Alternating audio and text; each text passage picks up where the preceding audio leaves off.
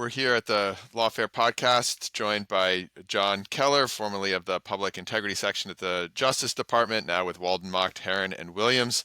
Thanks for being on with us again. Happy to be here, James. Looking forward to it. So today, I think we want to really take advantage of your expertise on public corruption law, and we want to talk about bribery and specifically about three kind of scenarios, or call them case studies, in this first 6 months of the Trump administration, and going in reverse chronological order, or at least from most recent to I suppose least recent. I want to talk about the Paramount settlement, much in the news, and we'll talk about the details of that and the facts. But the basic idea for our purposes here is that then candidate Trump filed a suit, I think just before the election, alleging about that there was some editing done by 60 Minutes, the owner of sort of run by CBS, run by Paramount, or owned by Paramount, and that Paramount's recent settlement, or somewhat recent settlement, was arguably, at least some senators, I think, have called for investigations that there should be potential bribery charges associated with that. So that's going to be the first topic we hit.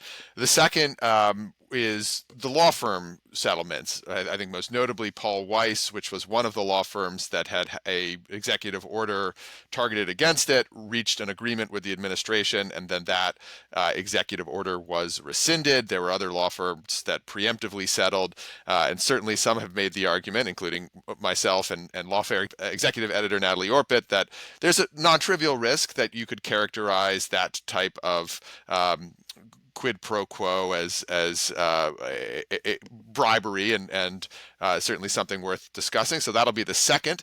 And the third that we'll come to is the Erica Adams case. So the case brought by the Southern District of New York U.S. Attorney's Office against Mayor Eric Adams of New York. New York City Mayor Eric Adams dismissed, I think back in February, by the Justice Department. I think at a high level, the allegation there has been suggested that there was the dismissal of the criminal indictment, in exchange for Adams agreeing to further the administration's immigration agenda.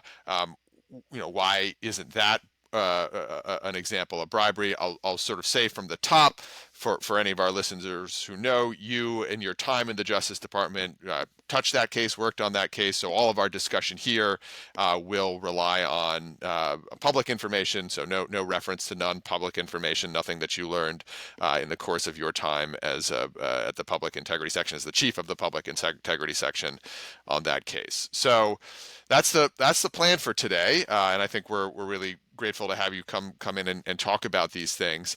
But before we do that, I think gotta put on the table just some basic legal principles, so we have those kind of on hand as we talk about it. I should say also about the facts. Well, I gave the caveat on Eric Adams. We'll use the facts as sort of best as we understand them on public report, in the media, public reporting. Maybe occasionally tweak those facts just for purposes of understanding the legal principles. But speaking of those legal principles, so a couple of questions. Really, the first one is, what is bribery? But let me ask you a kind of a preliminary question to that. So we all know that at a very basic level, bribery is somebody paying a bribe and somebody receiving a bribe. We're going to be talking about this a lot. So what are your preferred terms? Is it a bribor, or a bribe payer, a bribee, and a bribe recipient? What do you think? This is a stylistic, not so much legal, but what is your preferred terminology as we talk through this? Bribe or and public official, or bribe or, and if we have to use bribee, we can use that too. But those are good shorthands for me. Excellent. So what's bribery? At a high level, but with enough kind of legal content so that it's helpful in talking through these situations. What is criminal bribery? Basic elements, and there are several different statutes that can apply, and we can run through those if it would be helpful at some point. But the basic elements underlying the bribery conduct, as prohibited by the various different federal statutes that address this topic, is something of value is kind of the first element. You gotta, the most obvious example is a briefcase full of cash. Something of value, money or something else, and it's defined very broadly, so it's not limited to something that's financially quantifiable necessarily, but something of value to a public official. So generally, that is anyone who is elected or appointed, anyone who is an employee of a local, state, or federal government. And there are different jurisdictional issues with different statutes. But again, broadly looking at all of the different statutes that could apply, bribery, the public official is any employee of a state, federal, or local government. So something of value to a government employee, stand in for the public official. And then the kind of critical piece is in exchange for an official act. So those are the three core elements. You hear people refer to it as a quid pro quo. The quid is the something of value, the pro is the for, and the quo is the official act. The I say bribery is those three elements plus, and the plus is that the government has to prove that the bribor or the public official, depending on whether you're talking about an offer side bribery case or a solicitation side bribery case, the government has to prove that the defendant was acting with corrupt intent.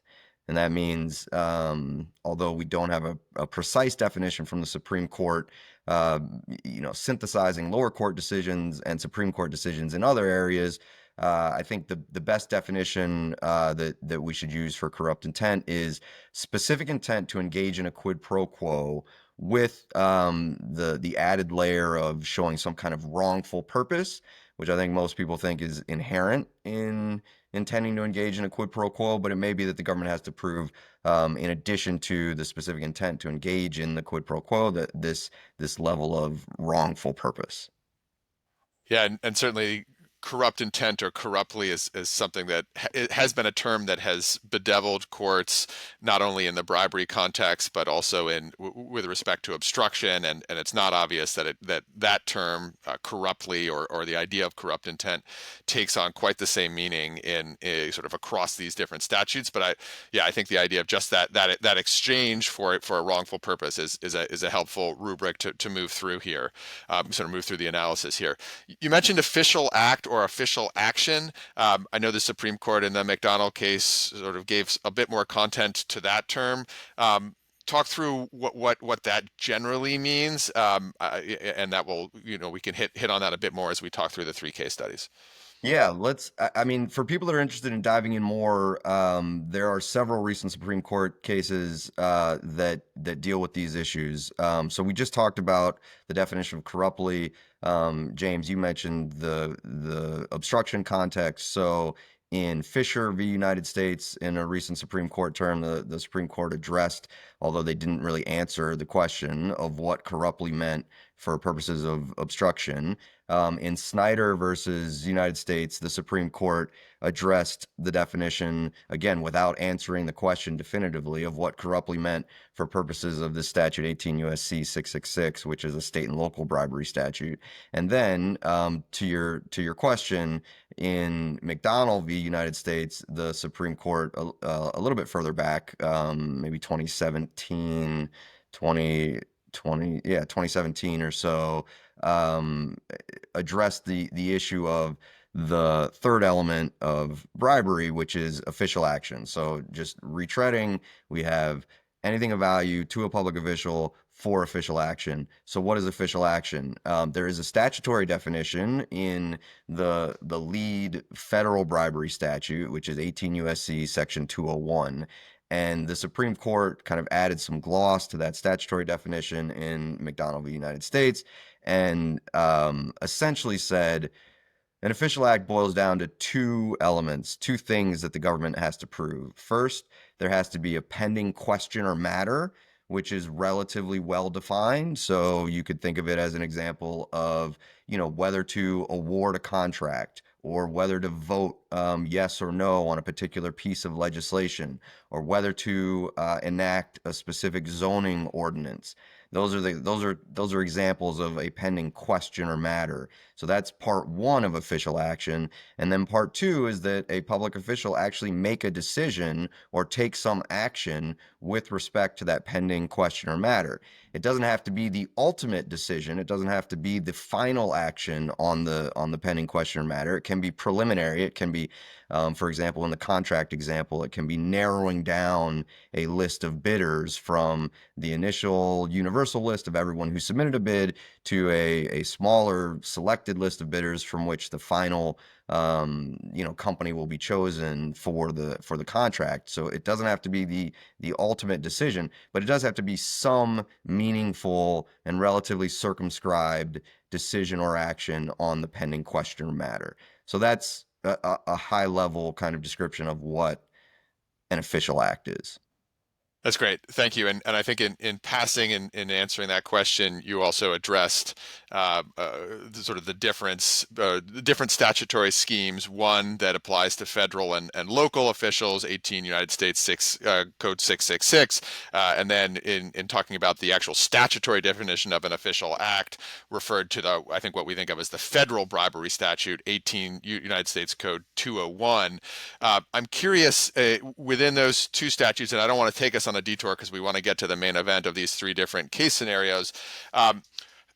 What is a gratuity as opposed to a bribe? And you mentioned the case Snyder that dealt with 666, Section 666, and there's a longstanding question which I don't want you to talk about whether a gratuity is even sort of a permissible way of or something that can be prosecuted under Section 666. That is not a debate with respect to Section 201, the federal bribery statute, which I think we'll be focusing on here. So bracketing that debate that we won't have here, what is a gratuity under the federal bribery statute, Section 201?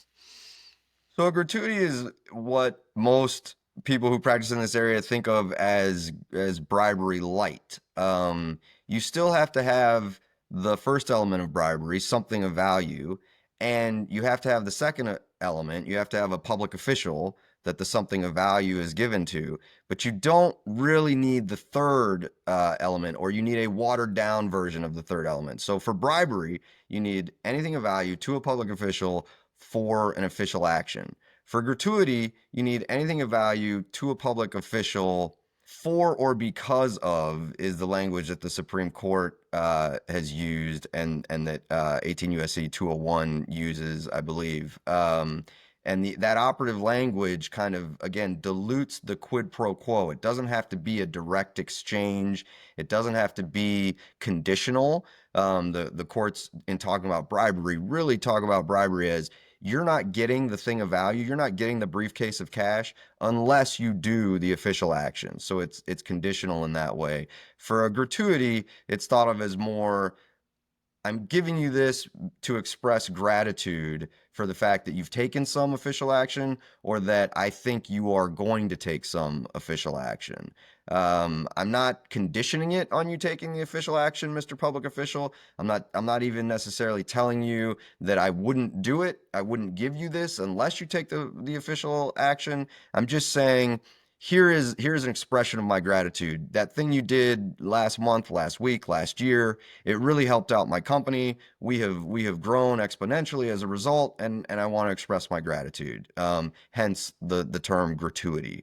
It is thought of as kind of a thank you payment. The only reason why I haven't focused exclusively on that kind of post hoc, after the fact payment is because a gratuity is not necessarily limited to payments that come after an official act. You can have a gratuity before an official act.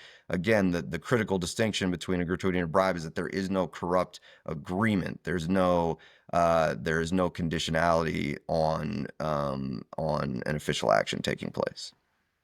Excellent. So I imagine we'll probably get into some other principles that come up in discussing bribery as we move through the case studies. One last kind of throat clearing or initial piece of initial matter to take care of, which is, I think in focusing on these three different scenarios, one question that would naturally arise, to the extent the public official, the relevant public official, is the President of the United States, President Trump, one might ask, could he even face prosecution? And so I think there are two different answers to that question, depending on you're talking about whether he is in office or out of office. What's the answer to that question? Could he face prosecution either in office? short answer, I think no, right? But I think out of office is slightly more complicated. How would you tackle those questions? Yeah, I mean, I don't think we have really a categorical answer. The Department of Justice has largely foreclosed the possibility of prosecuting him while he's in office because there's this longstanding binding, at least it has been interpreted as binding thus far, OLC opinion that says the department cannot charge a sitting president. But we don't have a decision from the Supreme Court that says that. But yes, I agree with you. Probably unlikely that he would be charged while he's in office. Could he be charged after leaving office? Again, we saw the Supreme Court wade into this in the last term in addressing the special counsel prosecutions, and clearly, based on that decision, the Supreme Court has some skepticism about whether the what conduct the president could be charged for, and whether the president could ever be charged in office or out of office for official conduct, conduct that's undertaken as part of the official duties of the office of the presidency. And so, with these three examples, I think they all touch on the first one probably least so, the first one being the Paramount example. But all three examples, Paramount example, the law firm example, and the Adams prosecution, they all at least touch on core executive branch function. Now, the Paramount example is maybe the one where you would have the most room to argue that it falls outside the bounds of official duties, because the lawsuit was filed before President Trump was in office, and it was filed really unrelated to any official duties of the presidency. It was related to his campaign. But on the back end, the quo that would be at issue in that Paramount example is FCC approval of a proposed merger, and that's core executive branch function. And so, I, my read of the most recent Supreme Court decision on this is that it would be a real uphill battle for the government to be able to charge President Trump, even assuming they could satisfy the elements of bribery, which we're going to talk about, given the fact that all three of these scenarios involve kind of official executive branch conduct.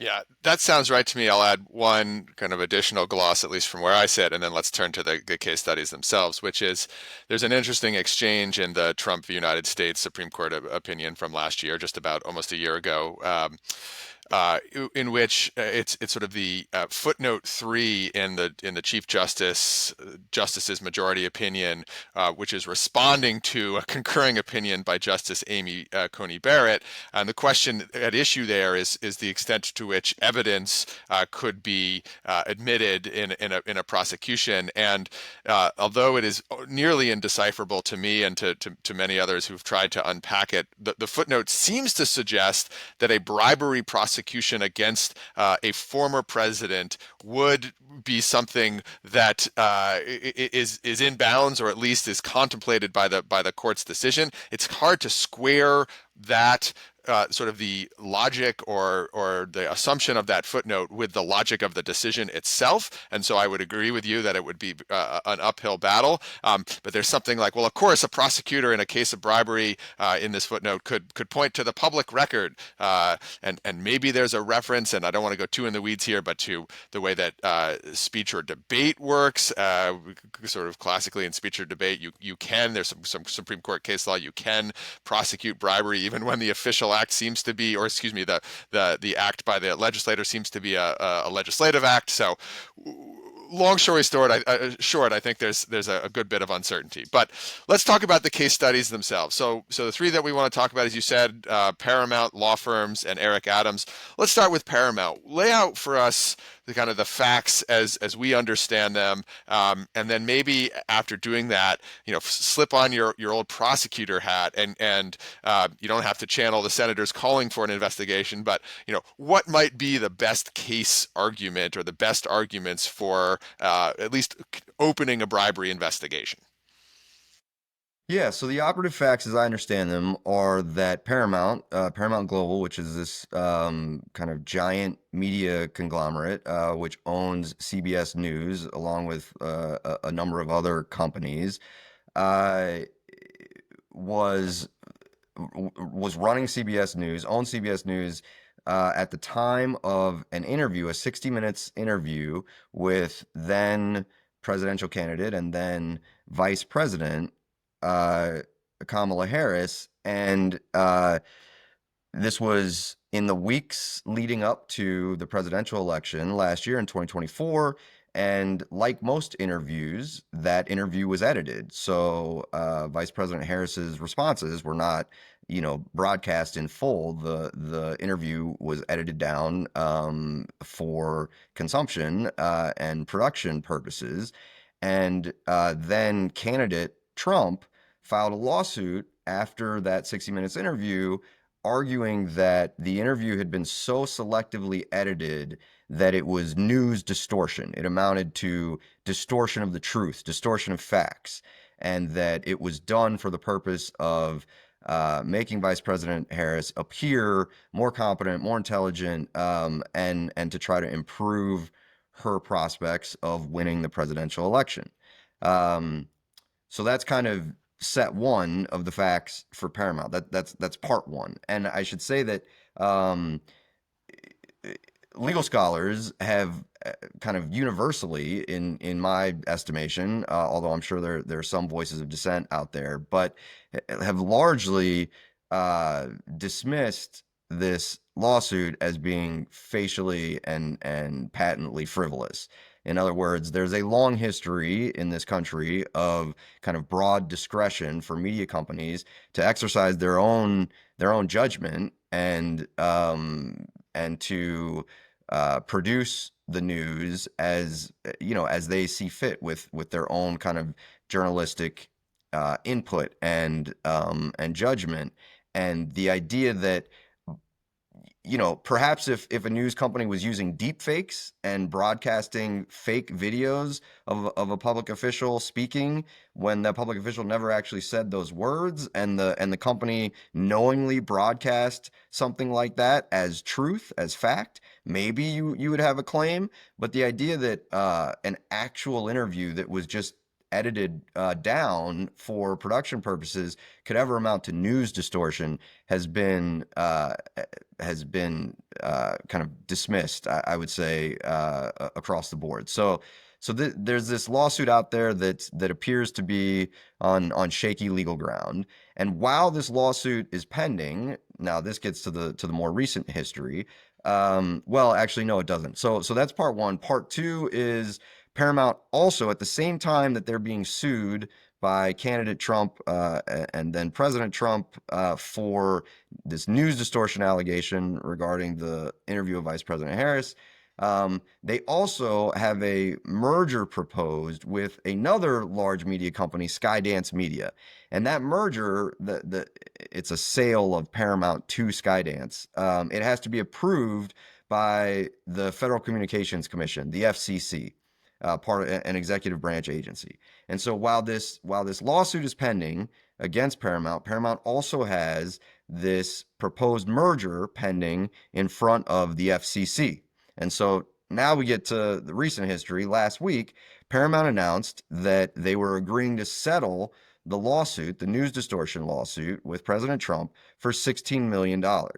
And there was kind of immediate backlash in the media and among legal scholars, lamenting the fact that this settlement would legitimize what many saw as just an effort to censor and chill journalistic activity that President Trump saw as adverse to him. And so there was a strong kind of First Amendment backlash and criticism of the decision to settle this lawsuit, on top of the fact that people felt like, $16 million was so far in excess of what it would take to actually settle this claim. Most people thought it shouldn't be settled, and that it would be dismissed fairly quickly by the courts. And if you were going to settle it, you could settle it for far less than $16 million. So that begs the question, why in the world would Paramount settle and pay $16 million to President Trump to settle a frivolous lawsuit? And the answer is why we're here today and why we're talking. The theory is that Paramount settled for $16 million because they wanted to influence President Trump to get the FCC to approve Paramount's proposed merger with Skydance. And the allegation that has been made, the theory is that this was part of a quid pro quo, that Paramount took a look at this and said, look, $16 million is nothing in the face of this massive transaction where we would be sold to Skydance. We'd be happy to pay $16 million to get the FCC to approve our proposed merger. And so the assumption, I think, has been by some that this must be part of a corrupt deal, essentially a bribe. President Trump will settle your frivolous lawsuit for $16 million. You approve our merger with Skydance Media. All right, That's so the let, theory. so let me just boil it down. So we've got our thing of value, right? We've got $16 million, no question about that, right? We've got that exchanged for official action. The official action is the approval of the merger. I don't think there's any question that an official action, excuse me, that a pending merger before the FCC would amount to official action, right? That's not going to be a problem. And so then, if what is missing, if anything, in your view? If we've got the thing of value, we've got that at least a plausible case that is exchanged for favorable action on the merger question before the FCC. Where, if at all, does that argument break down? I'll present both sides of the argument. You know where I come down on this, and it'll become clear probably where I come down on this. But so, as a former prosecutor, the government's argument here would be, look, there's circumstantial evidence. The timing is too convenient. You have the settlement of this lawsuit at the same time that the merger is pending. The approval of the merger, the facts get even better for the government if the FCC does in fact approve the merger in the coming weeks or even months, because then, as the government, you point to the fact that, look, the settlement was a precondition for approval. Paramount agreed to pay the $16 million, and then lo and behold, the FCC approved their merger, which had been pending for months at that point. That's circumstantial evidence right there of a quid pro quo, of conditionality, of corrupt intent. That would be the argument. And then, you know, the even before we get to proving the case, I think if you were the government, you would say, well, we at least need to investigate. Sure, we may not have all of the facts and all of the evidence right now up front, but this presents facially enough evidence, just the circumstantial evidence alone, the timing here facially presents enough facts that we have predication, we have a reasonable basis to justify a federal criminal investigation. So we should open an investigation, start issuing grand jury subpoenas, interviewing people, and seeing what kind of case we can build. And even if we don't uncover a smoking gun, we have enough here circumstantially to argue that there was a corrupt exchange, or at least a corrupt offer, an attempt to influence President Trump by Paramount. So that's one side. Okay, so now you can take that former prosecutor hat off, and as a defense attorney, as maybe you now are in your current role. What are the arguments that you would make, that in fact there's no there? Yeah, I will. I will do that. I will also say though, that I think this is an exercise that I would have undertaken as a former prosecutor as well. And I should say, as I was kind of presenting that side of the argument, I don't mean to suggest that every prosecutor would take that view. I think trying to provide what would be kind of the best view of a prosecute in support of a theory of prosecution. But I will tell you, at Public Integrity, I and my colleagues and in U.S. attorneys' offices, we would have looked at all different sides of this in kind of debating and thinking about whether or not a criminal investigation was even appropriate, let alone proceeding with criminal charges. But for kind of simplification purposes, just now switching to the defense side, the argument I would make is you have zero evidence of the pro. So you have the quid, you have the $16 million, the thing of value, and you have the quo, you have potential official action to be influenced, the approval by the FCC, but you have no evidence linking the quid and the quo together. And that linkage is critical. It's dispositive. It's required for any bribery prosecution. One, to show corrupt intent, because without the linkage, you can't have an intent to engage in a quid pro quo. You have to have the linkage in order to show intent to engage in a quid pro quo. And here there's no evidence of that. Not only is there no evidence that Paramount reached out to communicate either implicitly or explicitly some kind of offer to the administration to say, hey, look, you know your lawsuit sucks. We're thinking about settling it. We'll settle it for well above fair market value. But, we've still got this thing pending with the FCC. We haven't heard anything. It's been a while. Um, just wanted to remind you of that as we launch into these settlement discussions. I mean, there's no allegation in the public record that there was even a hint to linking the settlement to the FCC approval. So that's one problem. A second problem is that contrary to any kind of linkage, you really have evidence that in the public record that weighs against a finding of corrupt intent already here. One, this is an open and notorious settlement, while everyone knows that the merger issue is pending in front of the FCC. So all the facts are out in the open here. You've got lawyers, presumably armies of lawyers on both sides, on the Paramount side and on the administration side, or I'm sorry, on President Trump's side, probably the campaign or personal attorneys, reviewing this proposed settlement in full awareness of the fact that the FCC merger is still pending approval, and or the Paramount merger is still pending approval with the FCC. And so, open and notorious conduct that is vetted by lawyers is very rarely conduct undertaken with criminal corrupt intent. And even if in some hypothetical world, all of this is done in secret, the actual negotiation about the deal is done without any lawyers knowing, and it's done through intermediaries, and it's done completely covertly and secretly.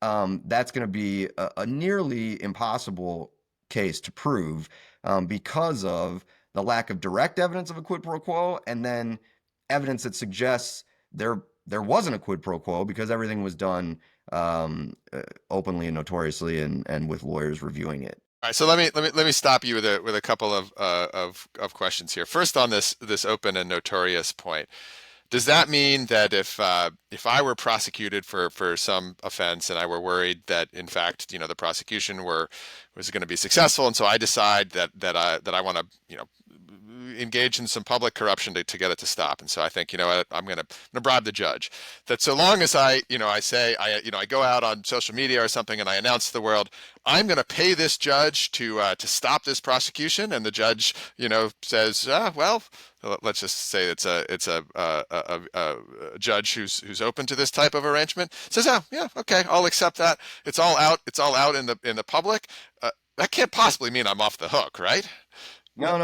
No, clearly not. It's not a legal defense, and so it doesn't make the crime impossible. It doesn't make the crime a legal impossibility, but it is a strong factual rebuttal to the idea of corrupt intent. Because as you were describing your hypothetical, I think most people probably perceive that as vanishingly unlikely to occur in the real world.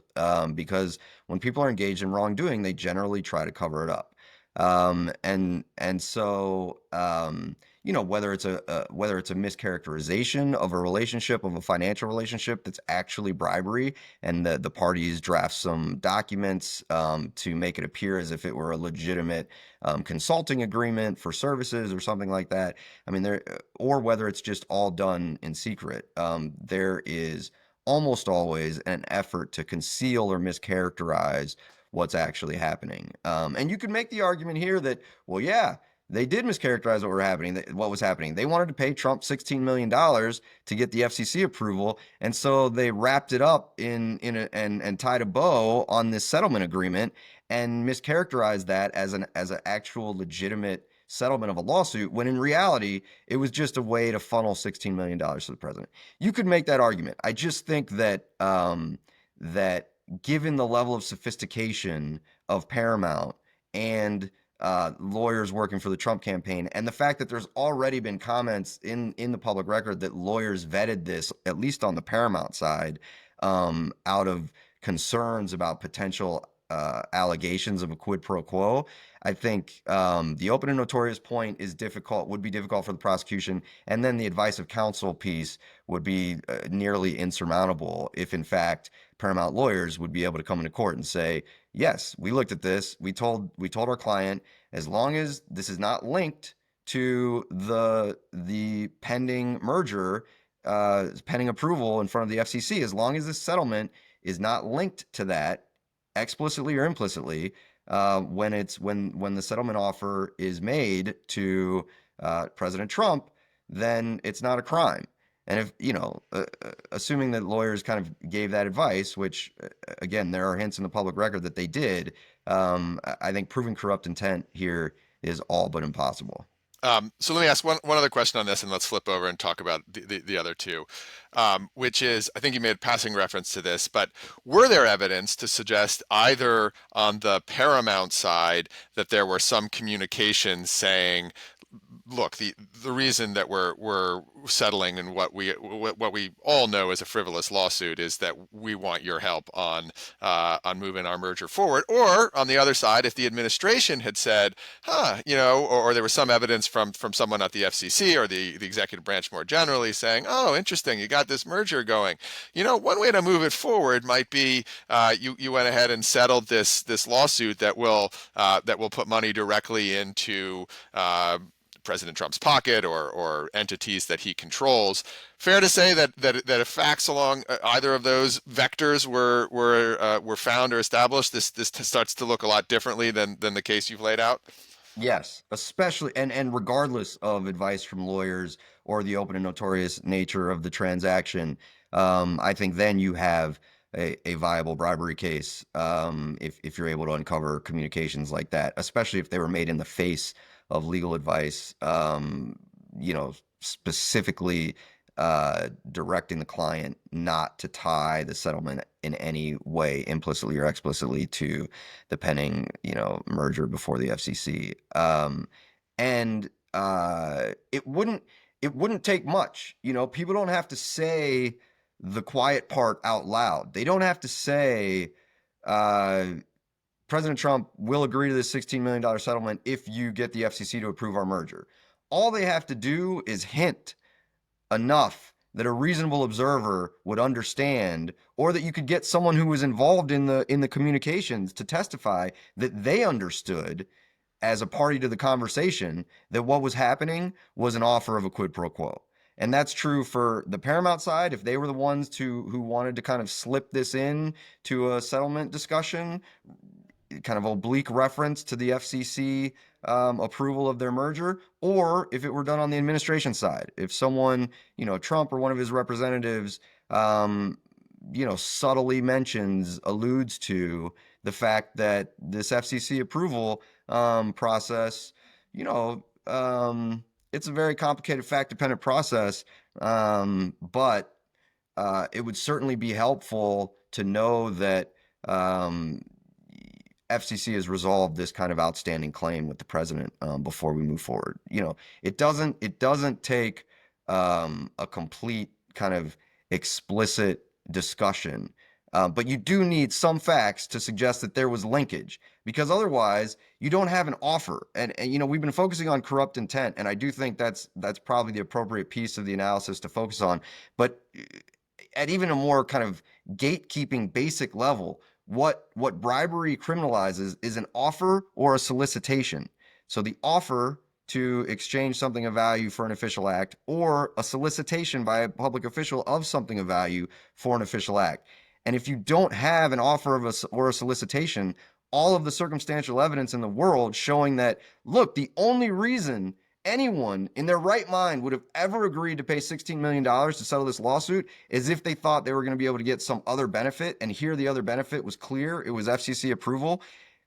All the circumstantial evidence of the world isn't going to satisfy the elements of bribery without some actual expression of an offer or some actual expression of a solicitation. It doesn't. It can be implicit. It can be carefully worded, but there has to be some evidence of an offer or a solicitation. And we don't have that here, at least based on the public record so far. And I think it's unlikely that the government would be able to develop evidence of that based on what I know about the case so far. All right. Excellent. Reassuring also to know that the parties themselves don't need to know Latin and say quid pro quo so as to potentially become get on the hook for bribery. Let's talk about the law firms. I don't think we need a factual setup. I think there's been a lot of discussion. Lawfare's done coverage of it. There's been a lot elsewhere. And in fact, I don't even think we need the pro argument. I think we in the piece that Natalie and I set that out. I don't think we were saying yes, this is a case, but I think we said, look, there's the basic quid pro quo argument. You've got the the provision of pro bono legal services valued up to $40 million in Paul Weiss's case, $100 million in some other law firms, maybe even a bit more than that.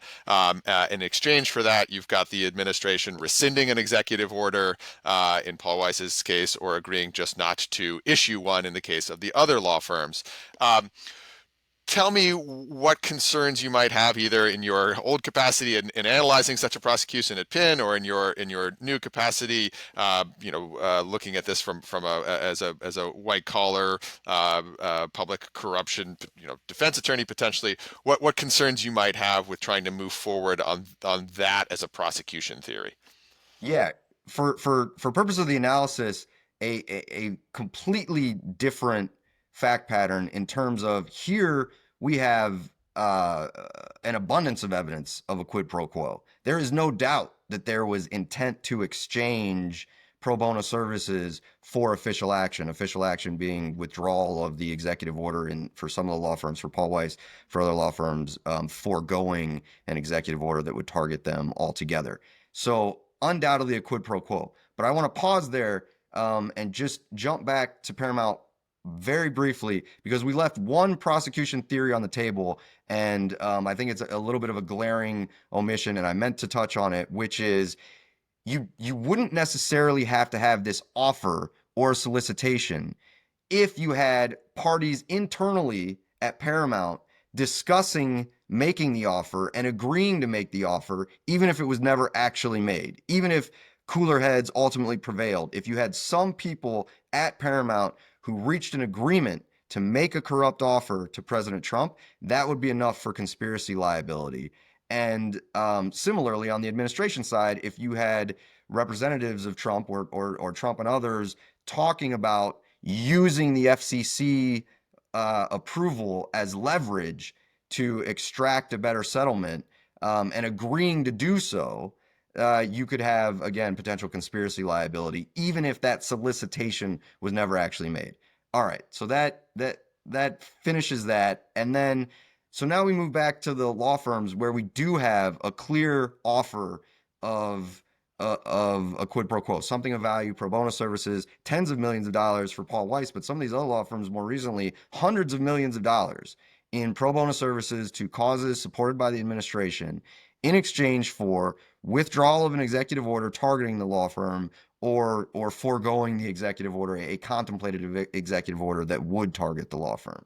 So we don't have the problem that we had in the Paramount example of there being no corrupt offer. Or maybe we have the problem, which we'll talk about in just a second. Maybe we have a problem with corrupt intent, but we certainly have an offer, and the offer was agreed to and accepted. So potentially liability on all sides. The problem that I see, and I think it's a fatal flaw. I think this is a legal prohibition to charging this fact pattern, is that the thing of value here, the pro bono services, are given to the administration institutionally, or they're given to the office of the president institutionally. They're not given to President Trump or some other public official in a private capacity, in a personal capacity. And it doesn't have to be, the money doesn't have to go to President Trump. It can go to any kind of third party of his choosing, but it has to be a benefit to him personally. It can't be an institutional benefit, because Otherwise, you run headlong into kind of commonplace examples of negotiations between private parties and the government, or companies and the government, where private parties agree to give something of value. They agree to pay a fine, they agree to provide valuable information, they agree to provide services, whatever it might be, in order to resolve an ongoing enforcement action, civil, criminal, either way. It could be a defense contractor agreeing to pay a fine so that they're not debarred from participating, from bidding on DoD contracts. It could be a healthcare provider paying a fine so that they're not banned from participating in Medicare. It could be an individual defendant agreeing to provide information to the government about other criminal activity so that the individual, doesn't have to isn't charged criminally, or pleads to reduce charges. These are kind of commonplace examples of a quid pro quo for sure, and intent on the bribor's part, to exchange something of value in exchange for official action, but it's something of value to the institution, to the government generally, not a private benefit to a specific public official. Let Uh, me let me stop and just ask you about a mixed motive question, right? So I think everything you've said makes a good deal of sense to me. But what happens if, and not clear that the facts here would establish this, but if the deals between the law firms and the administration involve both the kind of institutional benefit that you're talking about, but also there's some carve out that said, 5 million of this will be for President Trump specifically, should he ever in the future face criminal or civil investigation in connection with anything while he was president. Now, for immunity reasons, probably not even going to exist anyway. But let's just say there was some piece like that, and so there's clearly both the kind of institutional benefit you're describing and arguably at least some direct personal benefit to the president. Does that change the analysis? Would that change the analysis?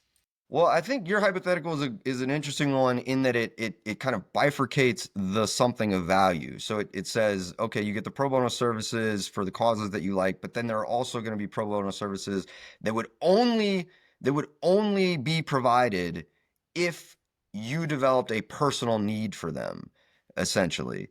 And so in that hypothetical, I think it's a much closer question, because certainly if the agreement was, um, will give you, President Trump, pro bono legal services if you are ever prosecuted once you are out of office. And even if you aren't prosecuted, we'll represent you civilly, and file lawsuits on your behalf until we've hit the threshold of $40 million or something. Um, if that was the agreement, then I think you would have a viable bribery prosecution. But and so your hypothetical was, well, what if you have both? I think if you have both, maybe you just don't charge the tens of million in pro bono services for the administration, but you do charge the agreement to provide whatever, millions of dollars, as pro bono legal representation for President Trump in his personal capacity once he's out of office. And I think if you charged it that way, you would have a potentially viable um, bribery prosecution. Um, Anything else you want to add on law firms before we turn to our third case study here? Just that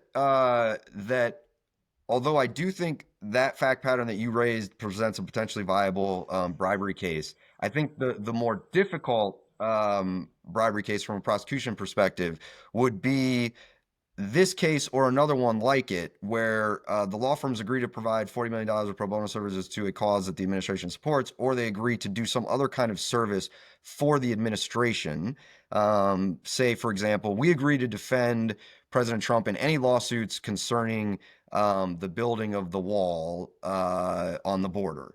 Anybody that challenges the administration, the executive branch's expenditure of funds to build a border wall, we, Paul Weiss, will step in and defend the administration, assuming that was even logistically possible for a minute. Um, And the argument is, well, that has an enormous personal benefit for President Trump. It furthers his political agenda. Let's again, we're getting, we're we're um, we're ignoring a lot of actual facts in favor of the hypothetical here. But let's assume that President Trump isn't term limited. Let's say that he's running for office, running for president again. And the argument is, well, this has tremendous personal benefit to President Trump because the border wall is one of his signature kind of campaign promises. And if he's able to actually successfully build that, then it improves his political prospects exponentially.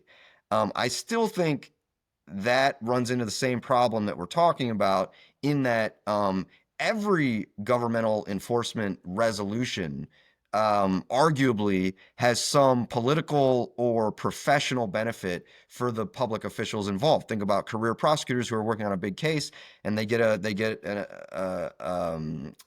significant settlement out of a big company, that's very high profile and that's viewed by many as, successfully resolving serious misconduct. Those career prosecutors, their career prospects potentially are increased based on that kind of official action. But if you try to mix if you try to extend kind of professional benefit to the personal realm, I think you run into the problem of a lack of a limiting principle and potential constitutional problems of vagueness and due process violations, and you're not going to be able to successfully prosecute that case. Yeah, I think that's right. Okay, let's tackle our third scenario, one from February of this year, the dismissal of the Eric Adams prosecution. Again, I think we don't really need to run through the facts. I lay them out at a high level. I think that's sufficient for our purposes. Caveat still in place that I also mentioned that although you worked on it, nothing you're saying or relating reflects or certainly discloses non-public information. How would you analyze this as a potential bribery prosecution? Yeah, so there were similar calls for corruption investigation or characterizations of the Adams dismissal as part of a quid pro quo, similar to the law firm deals and the Paramount settlement. I, I, for me, the Adams dismissal is analogous to the law firm example in that the the benefit there, the arguable quid, the something of value going to Trump from Adams was cooperation with the administration's immigration enforcement agenda in New York City, and so that's clearly that clearly could be something of value, but it's something of value to the institution, to the office of the president, to the executive branch. It's not a private benefit to President Trump. And so I think that fact pattern runs into the same problem that the law firm fact pattern does, in that the quid is not legally actionable quid for purposes of a bribery investigation. And I should say it's not just me spouting this or coming up with this. The United States Court of Appeals for the Seventh Circuit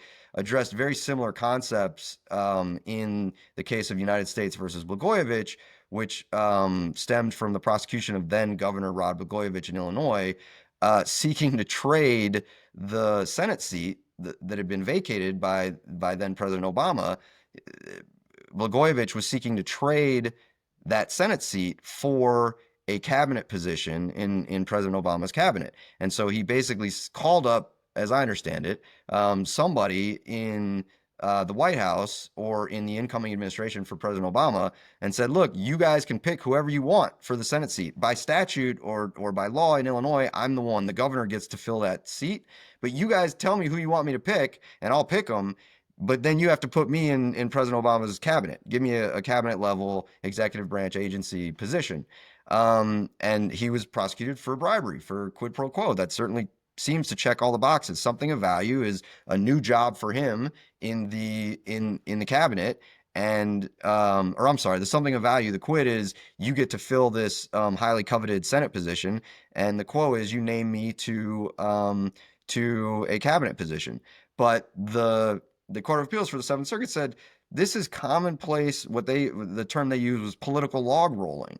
This type of negotiation, kind of official negotiation, as unsavory as it might be, happens all the time. And they used a historical example of the way that a Supreme Court justice was confirmed, nominated and confirmed, was based on some political horse trading. And they said, look, if you allow this kind of fact pattern to give rise to a bribery prosecution, you could criminalize some of the most significant kind of personnel decisions in the history of this country. And they just said there's no way that Congress, we're not going to assume that Congress intended the bribery laws to apply that broadly without some more specific indication in the statutory language that that Congress intended the bribery laws to extend that broadly. And so I think similarly here, this getting back to some of the hypotheticals I was throwing out about, a healthcare company paying a fine to resolve liability, or a defense contractor or an individual, similar to Eric Adams agreeing to cooperate in some sense, it just in a very non-traditional sense of supporting the administration's immigration agenda in New York City, is part of the regular ordinary course of functioning of government enforcement, and so it's beyond the scope of the bribery laws.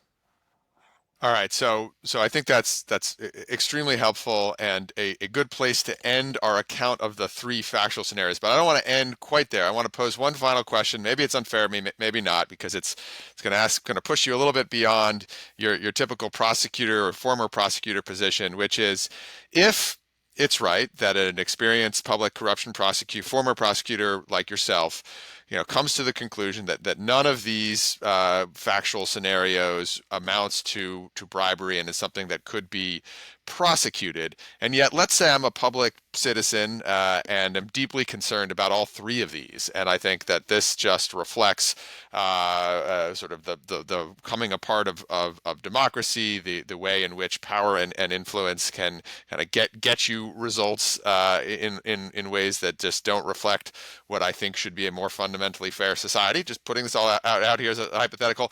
What you know what does that mean, or what steps, are there congressional steps to be taken to address this? Is the only response to that look like the political log rolling in Blagojevich? It's all got to be a matter of politics. You know, is there a remedy if criminal prosecution is not an available avenue to address what some may see here as unseemly conduct? Yeah, actually, I appreciate you flagging this because I don't mean to imply through my comments today that I sanction or give a clean bill of health to the conduct that has occurred in our three scenarios that we've discussed. I think there are ethical implications. I think there are prudential implications for sure. I think there are even aspects of these different scenarios, certainly the law firm example, that involve violations of law. They are civil violations of law. They may be constitutional violations, where the executive order targeting Paul Weiss was probably illegal and unconstitutional given federal court decisions regarding other executive orders targeting other law firms that were actually challenged in court. Now, we don't have an appellate decision yet affirming any of those district court decisions. Just to jump in, but we did have the administration notice an appeal just at the end of June, and so we will presumably have an appellate decision on this at some point. But anyway, I didn't want to interrupt for that quick clarification. No, no, and it'll be interesting to analyze that when it comes out. But so just a way of saying, look, I think there are real problems with this conduct. I think there are ethical problems, prudential problems, and even legal problems. Some of this conduct is illegal. It's just not criminal, and so at least not for purposes of the bribery statutes. And so yes, there is recourse. What is that recourse? Well, when you have misconduct, arguably by the executive branch, What's supposed to happen is the legislative branch operates as a check on that misconduct, or the judicial branch operates as a check on that misconduct. Now, we've seen the judicial branch fulfill its function and operate as a check in some ways in terms of striking down the executive orders targeting some of the law firms. But we really haven't seen much of a check, or really any check, from the legislative branch. So you have kind of the normal system of checks and balances set up by the Constitution that should operate here. And then you also have, voters. When you have a political problem, when you have kind of inherently political misconduct, the most natural solution to that is the voters vote the person out of office. Here, Trump is term limited, so maybe there are limits on what the voters can do, but voters, their voice can be heard through the midterm elections. And if the majority changes in the House or the Senate, that could certainly have implications and make for a potentially more robust check on executive power here. And then finally, you have the legal community. So you need lawyers to file lawsuits. You need lawyers to challenge this conduct. You need lawyers to talk about the different implications of the conduct. And you need prosecutors to be thinking about whether or not this conduct does satisfy the elements of various criminal statutes. But I think criminal law is often ill-fitted to address inherently political problems. And I think we want to be careful not to overextend or misapply criminal laws because of our outrage, our visceral reaction to repugnant political conduct. Because one, those prosecutions can often run into serious legal challenges.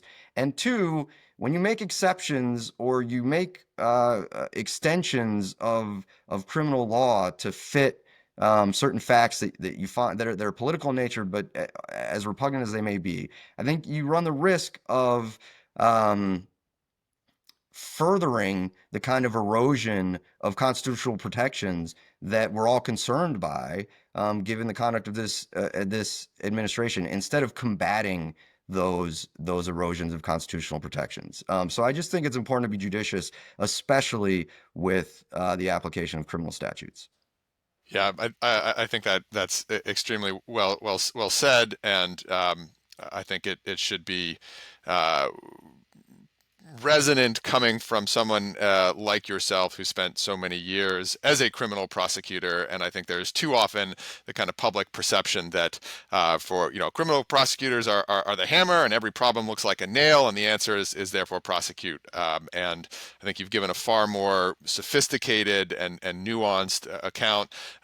You sort of provide an example of the category of a lawyer coming on to talk publicly about sort of walking through this in a careful elements and a legally focused way, while acknowledging that there may be broader societal questions that this type of conduct in these factual scenarios presents. So I appreciate doing all that. Great to have you again on the podcast, and who knows, maybe we'll have you again soon. Thank you, James. It was great as always. I appreciate it, and yeah, look forward to the next time. All right, thanks.